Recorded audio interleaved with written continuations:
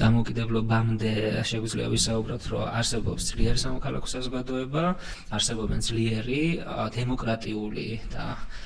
სახალხო მასობრივი ევროპული ტიპის პარტიები, ეს არ არის რაღაცა ესე თქვათ კონსპირაციული საიდუმლო ორდენები და ორგანიზაციები, ეს არის კლასიკური ევროპული პარტიები, კონკრეტული პოლიტიკური იდეოლოგიის გარშემო ჩამოყალიბებული, პროგრამის მქონე, სტრუქტურის მქონე და ასე თქვათ თვითკმარი, ანუ რაც დღევანდელობისთვის ახლა ჩვენი გაუბედურებული პოლიტიკური ლანდშაფტიდან გამომდინარე ცოტა ძნელი წარმოსადგენია, მაგრამ ამ პირობებში ჩამოყალიბებული და გაძლიერებული პარტიები არიან თვითკმარი ფინანსურად და რესურსების თვალსაზრისით. რატო? იმიტომ რომ თვითონ პარტიის წევრები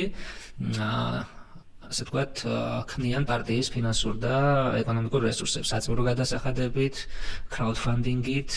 სხვადასხვა წყაროებიდან ფინანსების მოძიებით, ანუ თან ეს ყველაფერი ხდება არალეგალურად იატაკქვეშეთში, ასე თქვათ საიდუმლოდ და მეტიც, ანუ ეს პარტიები ახერხებენ, რომ თავიანთი მედია, თავამდელი გაგებით, ანუ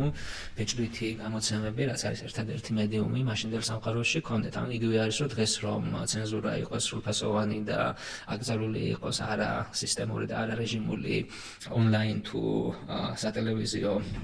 მედიები, პოლიტიკურ პარტიებს რო ქონდეთ სადღაც ისე საიდუმლოდ მოწყობილი ტელევიზიები და ონლაინ პლატფორმები, რომ რეჟიმი მათ ვერ აგნებდეს და ვერ ანადგურებდეს. ხო, ასეთი ძლიერი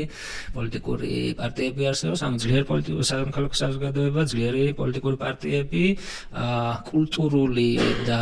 ნაციონალური პროექტი ფაქტობრივად ჩამოყალიბებული და დასრულებული და დომინანტი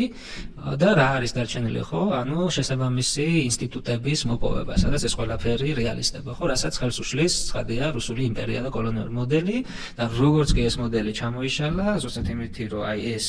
რესურსი უკვე საზოგადოებას გააჩნდა, მიუხედავად ამ უმძიმეს გამოწვევებისა, წარმატებულად შეძლეს ფუნდამენტის ჩაყრა და სწრაფი ასეთი